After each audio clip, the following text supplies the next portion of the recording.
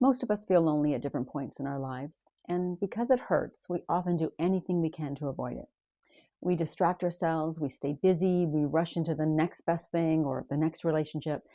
But when you stop running from loneliness and actually sit with it, something shifts. Loneliness can turn into solitude. And solitude is where you start to understand yourself in a completely different way.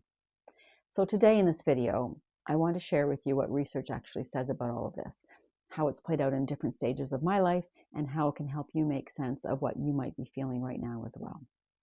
Now, I've had several seasons of loneliness in my life, like I said, like most of you have, I'm sure.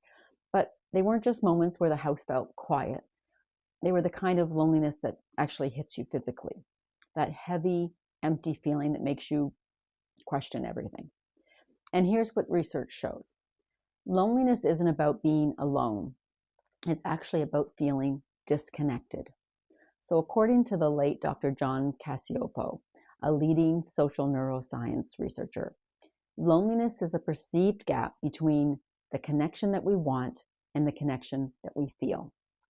And we feel that gap in the body because loneliness activates the same brain regions as physical pain. Your brain actually treats social disconnection as a threat. So when loneliness feels sharp, heavy, or exhausting, that's not a personal flaw. It's actually biology. So long-term research also shows that chronic loneliness is linked to higher inflammation, higher stress hormones, weakened immunity, and even health risks comparable to smoking 15 cigarettes a day. So that's why it feels so real, because it is. And loneliness also isn't just about relationships. It shows up in our life in various transitions that we all go through. Things like when your kids move out, or when you move to a new city, or there's a career change or a friendship shift somehow, or maybe when you're rebuilding your identity after any major life event, when the version of your life that you imagine suddenly ends. Many people describe these seasons as a kind of emotional disorientation. Not quite depression, not quite grief, but just a deep sense of being unanchored. And honestly, a lot of people, this feeling can be even stronger around this time of year. The holidays have a way of really magnifying loneliness, especially if your life doesn't look the way it used to or the way you want it to. And of course, loneliness can come directly from grief as well. Loss creates its own kind of emptiness, and it takes time to move through. But that feeling of actually being unanchored, that's loneliness as well. Research even shows that loneliness isn't age specific. It peaks during any kind of period where your identity or your routine is being rewritten. So if you're in one of those seasons, what you're feeling is normal. Now, solitude is different from loneliness. Solitude isn't being alone and hurting. It's being alone and learning. So research from Harvard and the University of Massachusetts shows that solitude actually strengthens emotional clarity, self-awareness, problem solving, creativity, and long-term resilience. And this is because solitude actually activates something called the default mode network. It's the part of the brain responsible for reflection and meaning making. So solitude is where you process whatever's happened and you figure out what matters now. It's where you now imagine what could come next and you reconnect with your values. You hear your own thoughts without interruption. And that's not isolation. That's internal rebuilding.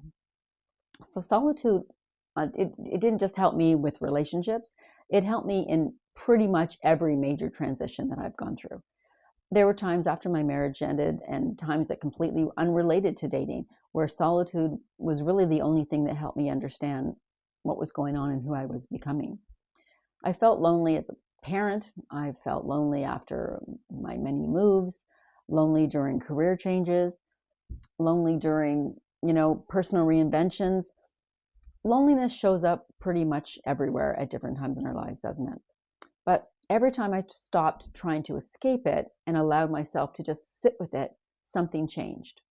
And I started noticing things, like the patterns I kept repeating and the places where I had abandoned myself or the habits I'd outgrown. And I started actually realizing and thinking about what I really wanted in my life. Solitude gave me clarity when nothing else could. Not noise, not distraction, not relationships, not work. It's where I grew the most, not just as a partner, as a woman, as a parent, as a friend, but as a human being. And research backs this up. In 2018, there was a study in Frontiers Psychology, and it found that choosing solitude increases resilience and internal stability. And that matched my experience exactly. So here's what all of this means for you. Loneliness is a signal. Solitude is a shift. Loneliness tells you that something is missing. Solitude helps you understand what and why. Loneliness will pull you outward, and solitude brings you inward. Loneliness drains you. Solitude strengthens you. And the transition between the two often comes down to one simple choice.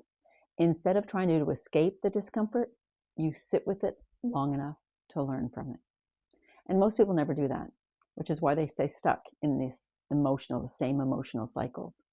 But once you understand the difference, everything starts to change. So if you've been feeling lonely lately, maybe ask yourself, what is this season trying to show me that I might be rushing past?